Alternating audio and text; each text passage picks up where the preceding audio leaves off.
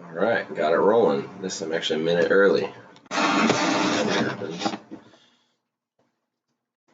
What's up? What's up?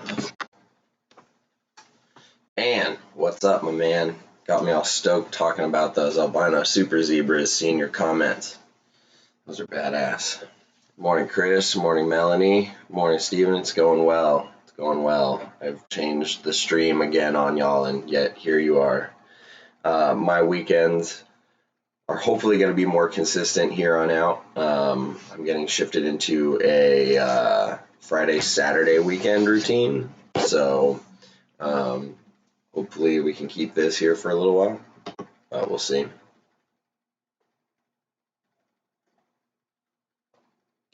Cheers. Big shout out to Eric Hernandez for that really good coffee suggestion. I got this stuff from Puerto Rico called La Lorena, I think. It's really good. Give you 12 years. Nah, you don't need 12 years. You just need... Is that better or worse when I do this, by the way?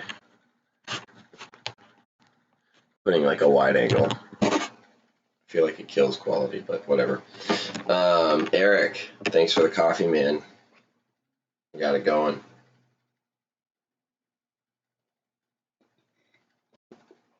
That's good stuff. All right. Two things that I was hoping we could talk about today. Well, actually, let's make it three things. And then that way, not only do we have interesting discussion, but I also get a snake in the frame, which I feel like is a necessity for this. We have to have a carpet python appearance, right? So we'll do that.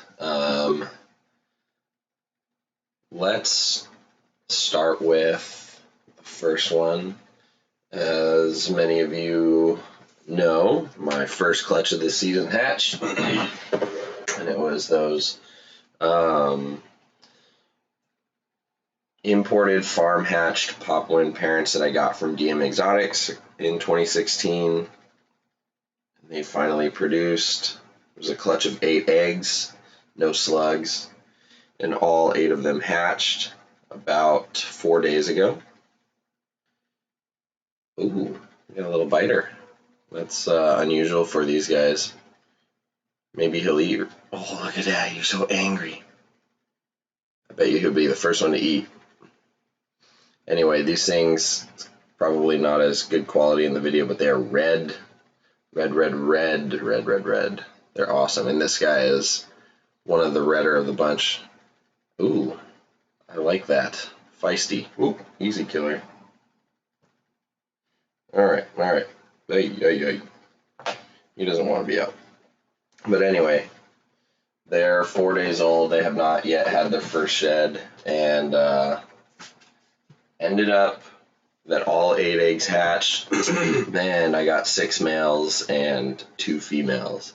Now they're not temperature sex dependent, so you can't influence the resulting gender ratio through temperatures. That's just how it goes sometimes. Do all Papuans start out red? Yeah, in varying degrees. So there was some that were more of like this dark brick red, and then there's some like him that were just cherry red. So yeah, it's really cool. And then they change. They lose that after a shed or two, and then the black starts coming in, and then depending on, you know, how blushed out they are, they'll keep some of the orange color tones in the flames going up the side. I think typically the higher red animals result in brighter orange and things like that, so we'll see. Took my first bite from a baby ATB. I thought it was a headbutt, and it's pretty goofy when they get you too, because they sort of like, they're like not very accurate. They're just really bizarre compared to carpets that strike really precisely. The tree boas are just sloppy. So we've got Papuans on the ground. Here's one of the females, and you can see how much darker she is compared to that boy. But again, this is still they haven't even shed yet. So once they shed and can really start to see what they're going to look like, I'll be able to get a better idea, take some photos, and really check them out. And then, hey, what's up? Palmetto Coast Exotics in the house. What's up, Justin? The next clutch was obviously the MI Jungle Clutch, which is on day 23. 24, excuse me. Just finished day 24. And while I'm thinking about that, if anybody is doing MI and keeping track of like temperature and humidity and stuff like that, let me know and I'll email you that same sheet if you want to just gather, daily temps and stuff just to see what's going on. It's pretty cool. Hanging out at work, you got a kick job, buddy. Smoke cigars, chill out, listen to weirdos on YouTube. All right, so there's the obligatory carpet python appearance in the stream. There might be more later, we'll see. The next thing I wanted to talk about actually is more about getting response from all of you guys, but what's everybody's most anticipated pairings for the season, or what are you looking to pick up this year if you're not breeding anything or holding anything back? Now, if you're doing Morelia, let's prioritize those guys, but yeah, what's everyone breeding this year? Are you guys producing? What are you looking to produce? What are you looking to keep? Or what are you looking to pick up? Because it's still plenty early. It's kind of a late season, so you can start planning ahead for sure, because there's a lot of people who are still just getting eggs, myself included. So let's hear what you guys are looking for. I know Justin's getting some more chondros. I'm sure if JLB was in here, he'd be saying getting more pop wins. Sounds like Dan's looking for some albino zebra stuff for that project. Am I right, Dan? Because that'd be a lofty goal. You should go for it. That would be fun. Need more people doing that. Good morning, America. Nothing planned for 2019. Melanie looking to pick up a pair of Mexican black kings or the black milk snakes, because both are rad. Both are really cool. The MBKs are definitely a hot ticket right now. I remember, 4 or 5 years ago when they were like $50, $60 snakes, and now they're like $225, $300. Like, people want them. And I've always had a speculation about that, because everything sort of comes back in popularity in waves and ebbs and flows. But I think it was sort of like a ripple effect from people sort of discovering that indigos are out there and available, and then like, well, I can't afford an indigo, and then somebody gave MBKs the name of the poor man's indigo, and I think that's finally permeated enough where people are doing that, and the availability is going down, so all of a sudden the price is going up. So that's pretty interesting to see. So the black milks, those are really cool too. I don't know too many people breeding them other than Armando out here, but if anybody doesn't know black milk snakes, check them out. They start, that typical tricolor milk snake when they hatch, the red, the yellow, and the black. Yeah. And then they just go all black, and it's really neat to see. And then the adults look like, MBKs essentially, but different. I'd love a pair of your children. Well, hopefully I can make that happen, Dan. The female is 21 days post-ovulatory shed. She's getting all inverted in there. I'm expecting eggs within a week and a half. And then we'll see how feeding trials and stuff go, because those things are tiny. Steven, you're looking to pick up a male zebra or a super zebra for a later pairing with your female zebra. That's dope. I think that's cool. I think there should be more super zebras out there, so anybody making them is rad. I encourage that. I'm actually any day now, waiting for this girl, my female zebra from Don Patterson up in Canada, to lay her clutch. She was paired to a zebra from Stephen Katz. So, aiming for super zebras. If I make any, well, I'll make zebras, so those will be available. If I make any super zebras more than I can keep, we'll talk.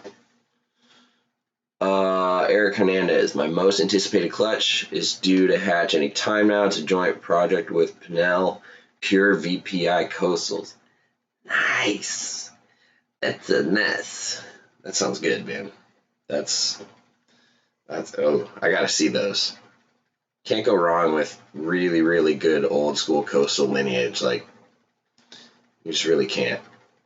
They're very different when you keep enough carpets. To me, their behavior is different from my jungles. I love them. They're super cool. Christopher Sexton, my pickups for the year are done. I just picked up a 2016 jungle female. I have a pair of bredli growing up for 2 years, so down the road. I have a caramel coastal project going, and I have a zebra. Nice. That's a good group right there. You're like me. You got to have a little bit of everything. I see where you're going there. So I'm very envious of the folks who can keep just one thing and really knock it out of the park. But I can't do that. I need variety. I too have a pair of bredli growing up that are just getting on 3 years old this year. Females actually taking large rats now, so they hit that growth spurt real quick. So you're probably right there too. Caramel Coastal project going. I've had caramels for a couple years. I got a pair from my good buddy Travis Johnson, and the male is more than ready to breed. The female is just hitting. She's 2015, so she's just hitting 4, and I'm looking at her right now, coiled with her tail right in the middle, side rolled, tight, inverted, all that stuff. She's been, growing follicles for a while, and I've caught plenty of locks with her and my tiger male, but she won't eat, which is a great sign. Typically, that's indicative of some stage of gravid, but she looks like she's somewhere along the line. I don't know. Coastals go later than jungles and Papuans, and I have yet to produce coastals, so my brain is still in that other timeline, so we'll see. And it's kind of a late season, I think, so she's probably still going, and I'm just like misreading her cycle. But hopefully some caramel tigers and more tigers, because who doesn't love stripes? I have a het albino zebra and an albino male, so next year they'll be ready. Albino, yeah, there you go. Okay, you've already got the start on that project.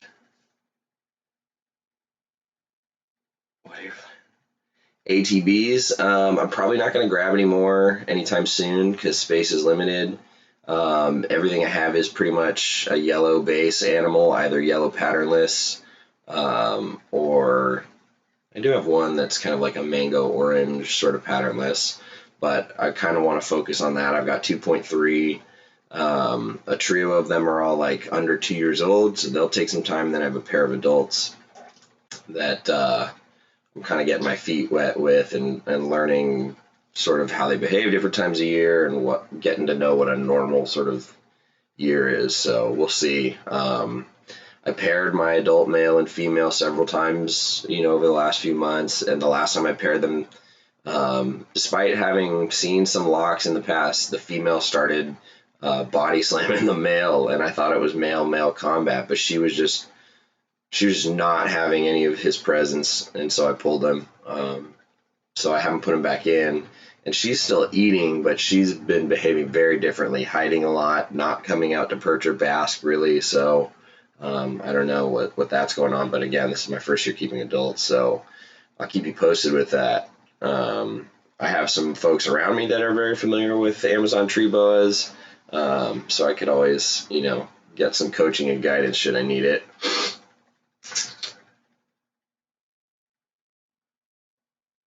What's up? How's it going?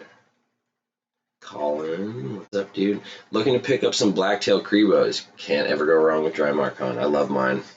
They're too much fun. I'll probably be pairing mine up next season. The females she'll probably be ready next year. It's just my male is 7.5 feet or so, and he has eaten other snakes before, and I don't want him to look at her as like a nice meal sort of thing. So she's like right around inedible size, I think, hopefully. Um, Melanie, you like the milk? It's better. You like what? Yeah, the color change is really cool. That's a neat thing about it. I guess the closest thing that happens in MBKs is that like some of them have some pattern when they're born. So now that we've kind of talked about different pickups and things like that, um, and what everybody's kind of gunning for this season, there's been a lot of talk and chatter and concern over Facebook shutting down a lot of the animal groups, primarily the sales and classified groups, but it sounds like they're even knocking down a lot of just root discussion groups. It sounds like whatever algorithm they have that's destroying groups and deleting them is just going after anything with reptiles. So there's been a lot of if you go on Facebook, you'll see all these groups are changing their names to be like less sales like. Some folks have even had to appeal to Facebook to have their long-standing groups basically be unlocked again because they weren't doing anything wrong. They're not selling anything. It's more of a discussion group, and so there's different things like that going on. And I know a lot of folks in the industry, myself included, use Facebook to sort of keep in touch with everybody, but some more than others. And then on top of that, up until these sort of, we'll call them the slashings, the group slashings, Facebook has been a pretty powerful tool for people to sell animals a lot, outside of just networking because of the classified ads and things like that. And so there's been a lot of concern about, well, what's that going to do for the industry? You know, some of the old forums that are around, like King Snake and Fauna, they're still around, but it requires more effort on the poster of buyer and seller. You have to do a little bit of searching around. You can't just scroll and, oh, yep, there it is. That's all I want, you know, and be done with it in 5 clicks sort of thing. There's a little more effort into it, which is primarily why Facebook sort of prevailed when it came out anyway, because of how easy it was to network and keep everything in one spot, easy, convenient, and with everyone. So there's been concern about, are we going back to the forum style? Will Instagram get shut down because Facebook owns Instagram? What else? Morph Market, you know. So Morph Market, I actually like to talk about that because I personally have had a lot of success on Morph Market. I haven't produced a ton and gone crazy on it, but everything I post sells. The downside is because it was typically designed for ball pythons and sort of expanded into everything, you get the entire gambit of spectrum of buyers. Sometimes you get the people that are just going to message you and instantly ask you what your bottom, you know, lowest price is. Don't ever respond to people like that, please. Don't encourage that. That's garbage. And then you get people that just, you know, they want a million pictures. They don't want to pay for shipping. There's all this other crap. But then you get some people that are just real direct and they know what they're looking for because they've searched around for it and they finally found what they're looking for. So I know a lot of people are concerned about where they can sell animals if they're producing them. If, you know, if they rely on that income in any sort of way, that's a concern. So I know some of you guys are producing your own animals. Is anybody else out there worried about their Facebook groups getting shut down? It impeding your ability to sell? Are you concerned about having to go back to forums? What's everyone's thoughts on that? Did I get rid of my Mad Hogs? Not yet, but Tim Fleming I think is gonna be the winner for them.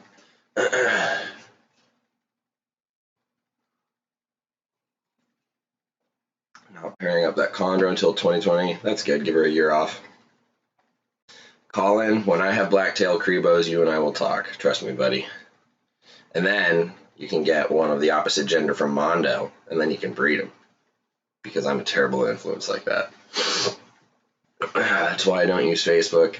Yeah, I've shied away from a lot of the groups on Facebook as well. Part Partly because of the drama and partly because I've got enough going on elsewhere that I find I'm more productive when I'm not on Facebook. I actually deleted it from my phone like a year ago and have yet to pull it back. I enjoy the peace and quiet. It's kind of nice to come home and just check on things once in a while if I'm like, keeping an eye on somebody's project or something. But otherwise, it is what it is. I've seen some MeWe suggestions and invitations. Yeah, I've heard of that MeWe stuff too. I don't know anything about it. I haven't checked it out. Maybe one day I'll get a creative whim and I'm bored and I'll look it up. But I've heard some mixed feelings about it, that it's not all that great. On the other hand, Chris Beoff is working on a phone app that'll work for Android and iOS called iReptile, I believe.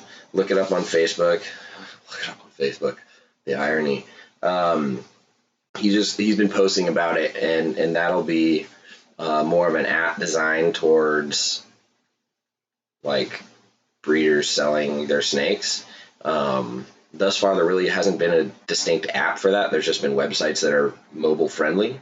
So that'll be really neat to see how that goes. I'm going to try and support that initiative. So once that's up and running, I would like to try and use that this season. So that'll be neat. So keep an eye for that, iReptile.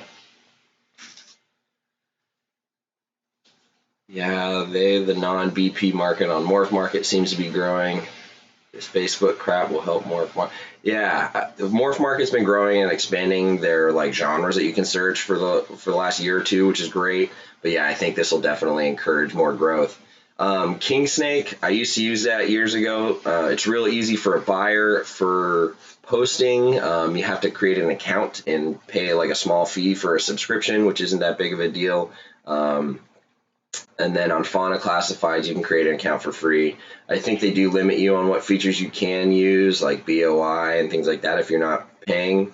But right now, because everybody's been so distracted with Facebook, there's a lot of people on these forums that are just really trying to sell stuff, and it's a buyer's game right now. I personally never really check them anymore, but I was talking with somebody who's a pretty considerable breeder, and he was telling me, no, dude, that's where it's at right now. There's a lot of good deals going on there for animals and caging, etc. So maybe there will be a resurgence there. You joined Facebook just for reptile stuff. I saw that. That's hilarious. How ironic. King Snake and Fauna still work just as well as they did 10 years ago. This call for a new platform seems silly when we have plenty of other avenues with plenty of traffic. I agree. I'm not worried about Facebook. I could care less if Facebook... Well, here's the thing. It's never been legal for animal sales to occur on Facebook, but we've been doing it for years. We've been getting away with it. The fact that they're finally catching up is just like, you should be grateful you got away with it thus far, right? I don't live off my snake sale income, so that affects my opinion for sure. But I don't use it to sell my animals anyway because it attracts the wrong kind of customer more often than not, and I don't want to deal with that. So I have no issue. I sell via Morph Market, word of mouth. People will see posts on Instagram, people locally. I mean, if you've been around for years and you network, eventually you sort of find these different enclaves of people, and you can permeate and really you got to market yourself. You got to set yourself up for years before you even sell anything, because I was told and taught very early on that if I just breed something my first year and try and come out there, nobody's going to buy from me, because who the hell am I? I haven't earned my place. I haven't, taken any knocks. I haven't really demonstrated anything. So why would anybody want to buy from me when they could buy from this guy who's been around for 5 years, sort of thing? So something to think about. People don't like it because they now have to actually work to sell stuff. Yeah, well, and buyers are actually going to have to put in effort too. So it's going to go both ways. It'll be really interesting. But in theory, it should create better sales and more informed buyers. Do you have any experience with Chilobothrus striatus? It's kind of my new research addiction. I do not, but I do like Chilobothrus. I'd really like to get some some Flavos, the Jamaicans, down the line when I have more room. But my experience is they're a little more slender and semi-arboreal versions of the Brazilians that I keep. So I don't know. I don't know too much about them. Carly, you missed the whole thing. Well, you're here now. We're just talking about, well, first we talked about some of the baby Papuans, and then we were talking about people's most anticipated pairings for the season and or pickups that they're looking for in projects, and now we're talking about the concern that Facebook's really cracking down hard on animal sales again. I've never had great success on forums or Facebook. Yeah, forums, it's slow going there because there's a lot of people there and people have to actually search for your stuff. So it's a little more old school, but maybe with Facebook coming down, all the traffic will shift over there. Who knows? Facebook, it's kind of the same way. There's billions of people on there, so you kind of have to put yourself out there a lot in order to increase the odds of the right person seeing your ad.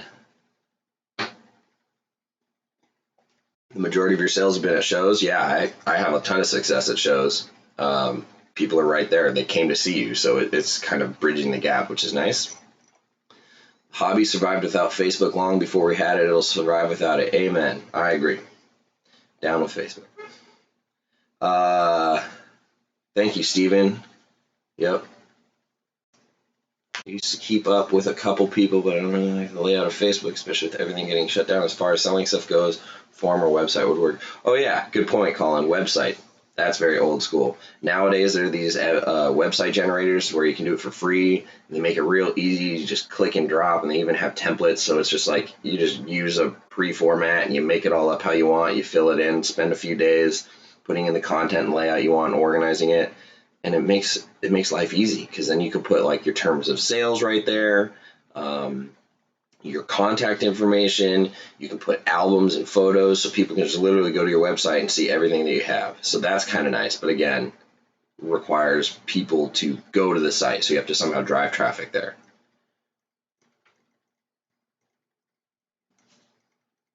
I've started branding and setting up my page, Morph Market paid account. So yeah,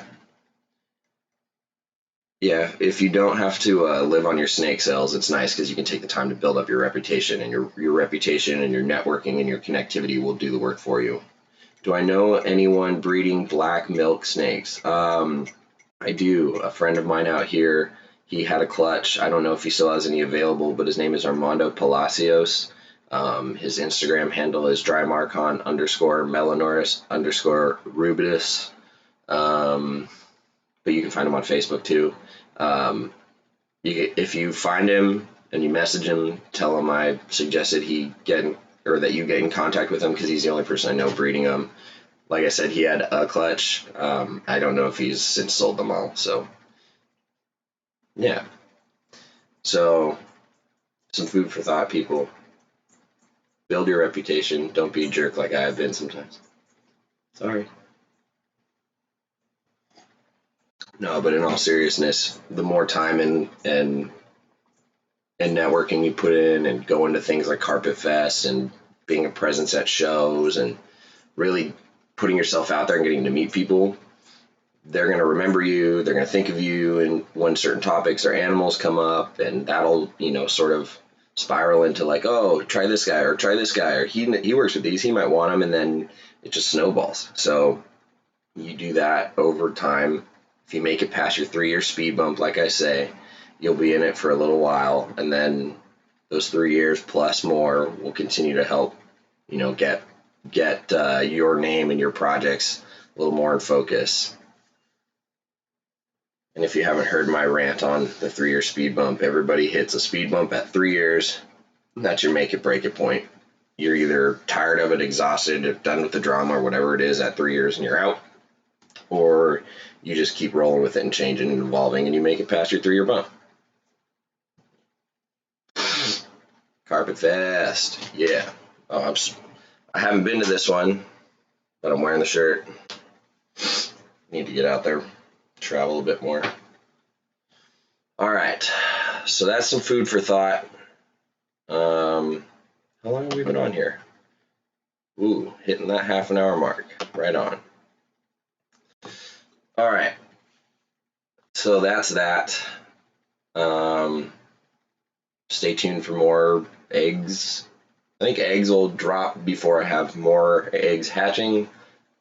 And yeah, we'll try and do this again next Friday. Yeah, that's all I got for y'all. Think about your Facebook stuff if you really want to keep doing that. You're going to have to be sly. Otherwise, check out some of the other avenues.